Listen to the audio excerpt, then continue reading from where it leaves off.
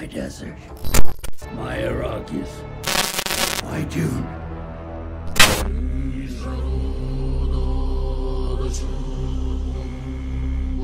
The Baron Vladimir Harkonnen embodies mankind's worst impulses, the 7 deadly sins writ large: pride, gluttony, greed, sloth, envy, wrath, lust.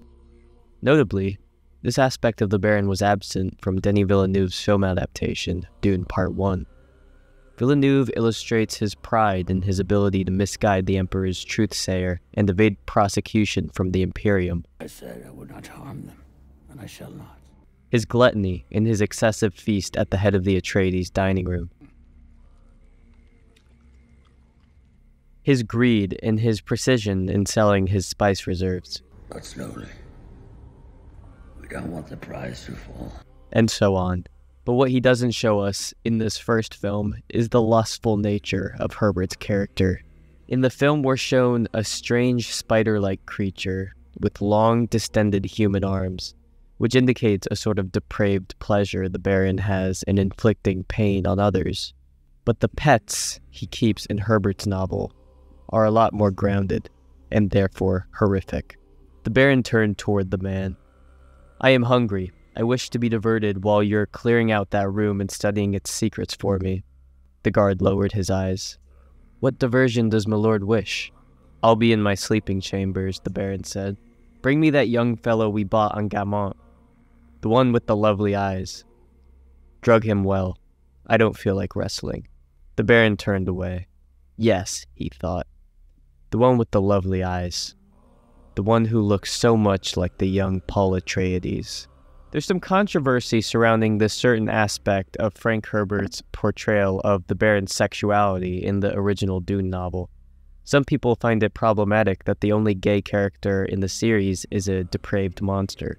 One article on the Companion posits, "This single portrayal of homosexuality combines predatory stereotypes, incestuous desires, and body shaming." On that second point, the author of the article suggests that the Baron desires his nephew Fade, due to his suggestive thoughts about the boy's physique. While this article mentions the issue of body shaming, I haven't seen much discussion on that aspect of the Villeneuve adaptation, which maintains the gluttonous tendencies of the character. I think most people understand that his insatiable appetite and predatory nature stem from the immense power he possesses, allowing him to act with impunity. And the director has discussed how important it is for him to maintain that original vision of Frank Herbert, so I don't think it's out of the realm of possibility that this inclusion is something he would consider. The stance that this aspect of the Baron is inherently homophobic is not one I agree with. Frank Herbert does not highlight Vladimir Harkonnen's sexuality, but his sadistic nature. He's a child abuser, a predator, a hedonist. His twisted desires stem from feeling a sense of power and authority over a helpless victim. The gender of these slaves isn't relevant in this context. Whether they're male or female isn't the aspect the author wants you to focus on. It's the fact that they're children. Herbert gave his villain a proclivity so vile and so taboo that the reader has no choice but to detest him. If you finish reading a novel as thematically rich as Dune and the message you come away with is that all gay people are child molesters, then it's most likely some preconceived notion you had and not something you gleaned from the text. So far, every on-screen adaptation of Dune has shied away from the true horrors of the Baron's nocturnal activities.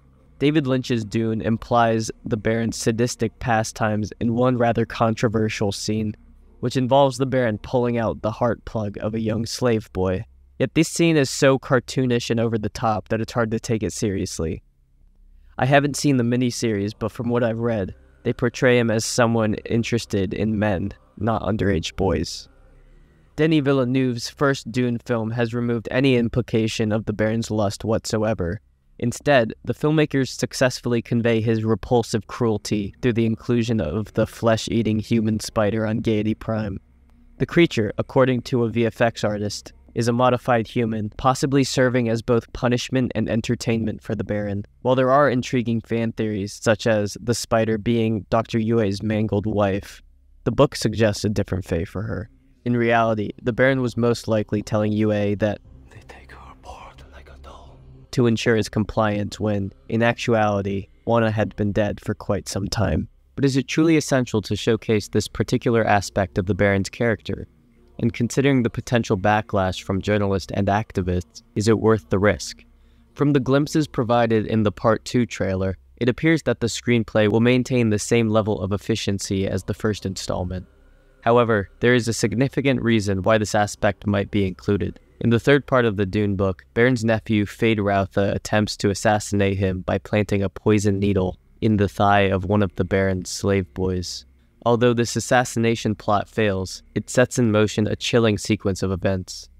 The Baron, in his sadistic nature, proceeds to murder the slave boy and orders the execution of 2 guards and the slave master. Instead of killing his nephew, the Baron chooses to exploit the boy's love for slave women, devising a punishment that he deems fitting. Feyd is commanded to personally murder every single woman in the pleasure wing, while the Baron watches on, an appalling display of the Baron's sadism and his twisted perception of human life. If the filmmakers decide to rearrange certain scenes, as they did in the first film, this could serve as an unsettling reintroduction to the Baron's character, perhaps his first scene in the film. It will also be able to establish Feyd-Rautha's impatience for his uncle's demise, while reminding us the ruthlessness inherent in Vladimir Harkonnen. However, there are undoubtedly other innovative ways in which Feyd can attempt to kill his uncle within the film's narrative. Considering the filmmaker's objective to streamline the story, it is likely that the inclusion of the Baron's slave pets will be eliminated altogether, or perhaps replaced with alternative sources of hedonistic entertainment. Understandably, the studio may choose to avoid the potential controversy surrounding this addition and opt for something less contentious. Personally, I wouldn't mind if this film omits this particular aspect of the book and replaces those scenes with disturbing situations and encounters involving the Baron and his genetically modified pets. I believe it is possible to depict Feyd's assassination attempt and its consequences without delving into the real-world horrors associated with the Baron's desires. Such scenes could potentially overwhelm mainstream audiences, and I question their necessity in telling the story that Villeneuve and Spates aim to convey. Additionally, since the first trailer features only one shot of the Baron, it suggests that the focus of the second film might shift towards characters like Feyd-Rautha and Princess Irulan, rather than heavily emphasizing the Baron. It is my hope that the filmmakers strike a delicate balance in their approach. It'll be interesting to see where they decide to take the Baron Vladimir Harkonnen in the next movie.